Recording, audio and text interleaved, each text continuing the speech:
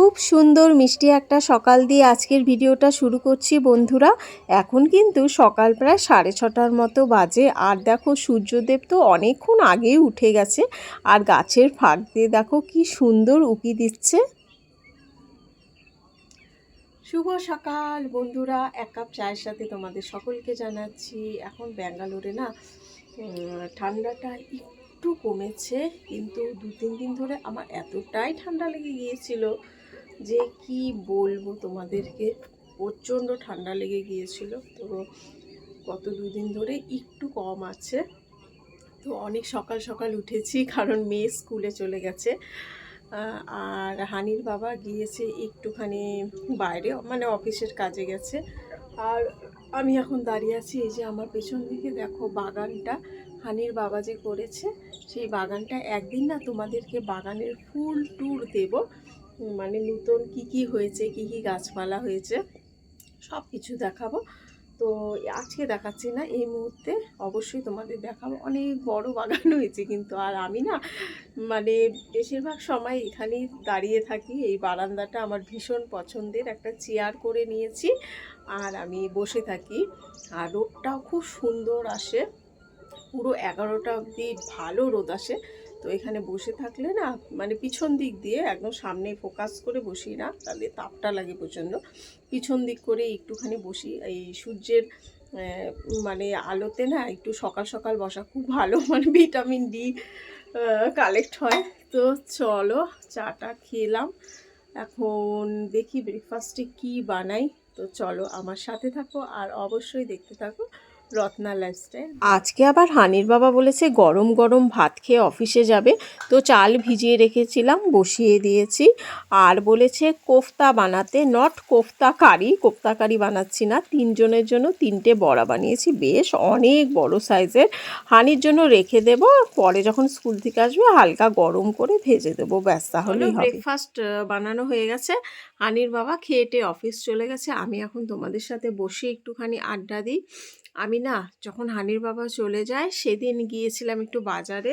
তো এখানে দেখলাম সবাই, 1 মিনিট, শুকনো আমলকি খায়, মানে এই যে ড্রাই আমলকি, এই ধরনের প্যাকেটে ওরা বিক্রি করে। এই দেখো আমলকিটা দেখাচ্ছি, খাবার পরে খায়, অবশ্যই ভাত খাবার পরে। এই যে এই ধরনের, আমি প্রথমে না বুঝতে পারিনি, আমি ভেবেছি কি মোরব্বা নাকি, তারপরে বললাম যে এটা কি আমলা, বলল যে হ্যাঁ এটা আমলা। এখানে বেশিরভাগ লোকই খাওয়া দাওয়ার পরে এটা খায়, মানে হজম হয়ে যায়, বেশ ভালো, সত্যি ভালো। আমি খেয়েছি, অনেকগুলোই খেয়েছি, এখন খাচ্ছি না, মানে খুব ভালো লাগে, মুখে একেবারে সুন্দর একটা ফ্রেশনেস চলে আসে। জিনিস হয়ে গেছে, আমি যে এই যে প্রজাপতিগুলো লাগিয়েছিলাম, এগুলো স্টিকারগুলো না হালকা হয়ে গেছে, খুলে খুলে পড়ে যাচ্ছে, 2-1টা পড়ে গেছে, তাই না ভালো লাগছে না, মনটা খারাপ লাগছে, পড়ে যাচ্ছে।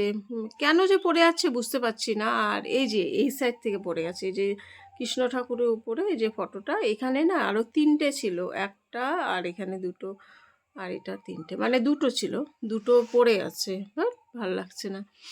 এবার যখন ডিমার্টে যাব আবার ভাবছি কিনে নিয়ে আসবো। আর ওয়েস্ট বেঙ্গলের জন্য কিনে নিয়ে আসবো ওয়ালে লাগানো। আজকে দুপুরের রান্না করছি দেখো ফুলকপি দিয়ে মাছের ঝোল। তো ফুলকপি তো শীতকালে খেতে বরাবরই ভালো লাগে, আর এখানে যেহেতু ব্যাঙ্গালোরে 12 মাসই প্রায় একটু শীত শীত ভাব রয়েছে, তো এখানে কিন্তু ফুলকপি 12 মাসই পাওয়া যায়। ফুলকপি আর ধনেপাতা এ নিয়ে কোনো অসুবিধেই নেই। তো দেখো ফুলকপির ঝোল রেডি হয়ে গেছে, আমি নামিয়ে নিয়েছি। আর এই যে কাঁচা কলাগুলো যে সিদ্ধ করে রেখে দিয়েছিলাম, সেখান থেকে হয়ে গেছে বেশ অনেকগুলো। তো রাতের জন্য করে রাখলাম কাঁচা কলার কোফতা কারি, তো এটা রাতের জন্য। এই দেখো আমার বারান্দায় টবের মধ্যে হয়েছে পালং শাক গাছ, দেখেছো? এটা বানাবো কালকে, দেখি। গতকাল আমি চুলে হেনা করেছি কিন্তু, যার জন্য দেখো চুলটা কেমন লাল লাল হয়ে গেছে, আর এখানে লেগেও রয়েছে একটুখানি হেনার দাগ। আজকে ভালো করে চুলে তেল দেব, স্নানের আগে 1 ঘন্টা তেল দিয়ে তারপর আমি শ্যাম্পুটা করব। আর দেখো আমার এখানে যে কিনেছিলাম ডিমার্ট থেকে স্টিকারগুলো, বাটারফ্লাই, তো দেখো 2টো খুলে গেছে, মনটা খারাপ হয়ে গেল। একদম আঠা থাকে না এগুলোর মধ্যে, জানি না ওয়ালের চিপকানোর জন্য চলে যেতে পারে অনেক সময়, খুলে খুলে পড়ে যাচ্ছে। আবার যখন যাব ডিমার্টে তখন আবার কিনে নিয়ে আসবো। হানি বলছি ওয়েস্ট বেঙ্গলের জন্য আরেকটা কিনে নাও না মা। আর তোমাদেরকে একটা জিনিস আজকে দেখাবো, আমি কিনেছি ডিমার্ট থেকে। কম প্রাইসে এখানে ডিমার্টে অনেক কিছু পাওয়া যায়। তো একটা দারুণ জিনিস কিনেছি, তো চলো তোমাদেরকে দেখাই কি কিনেছি। এটা কিনেছি, এই দেখো, এটা হলো ইডলি মেকার। এই দেখো, হানির বাবা ফটোটা একটুখানি এইদিকে তুলে দিই, তাহলে আলোটা পড়ছে। তো এই দেখো, এটাতে দুটো স্ট্যান্ড রয়েছে আর এটা পড়েছে 650 টাকা। তো হানির বাবা ডিমার্টে গিয়ে বলছে যে কেনো কেনো কেনো, ইডলি বানাবে একদিন। তো কিনে নিলাম। এটা দুটো সাইজ ছিল, একটা ছোট সাইজ একটা বড় সাইজ। আমি বড় সাইজটাই কিনেছি, বড়টা কিনলে অনেকগুলো হয়ে যায়। আর এটার মধ্যে কিন্তু মোমো বানানো যাবে বন্ধুরা। আমি ওই যে কোভিডের সময়, করোনার সময়, তখন আমি ঘরে বসে বসে মোমো বানাতাম, সিঙ্গারা বানাতাম। তো চলো তোমাদেরকে দেখাচ্ছি এটা কত বড়। চলো, খুলে তো আগেই নিয়েছি, একটু পরিষ্কারও করে নিয়েছি। তো চলো তোমাদেরকে দেখাই। এই দেখো, এটা দেখতে পেয়েছো, এটা কত বড়, এটা কিন্তু অনেক বড়। তো আমি ধুয়ে টুয়ে পরিষ্কার করেছি। এই দেখো, খুললে এই যে প্রথমে একটা স্ট্যান্ড, আর এখানে ইডলিগুলো কিন্তু বেশ বড় বড়ই হবে, বোঝাই যাচ্ছে। আর দেখো ভাপার জন্য কি সুন্দর জালি জালি দেওয়া রয়েছে, দেখতে পাচ্ছ। আর এটা হলো আরেকটা স্ট্যান্ড, দেখো দুটো স্ট্যান্ড, আর ধরার সুবিধাও রয়েছে, এই দিক থেকেও ধরা যাবে, ওই সাইড থেকে 3 দিকে দেখো কি সুন্দর দেওয়া রয়েছে।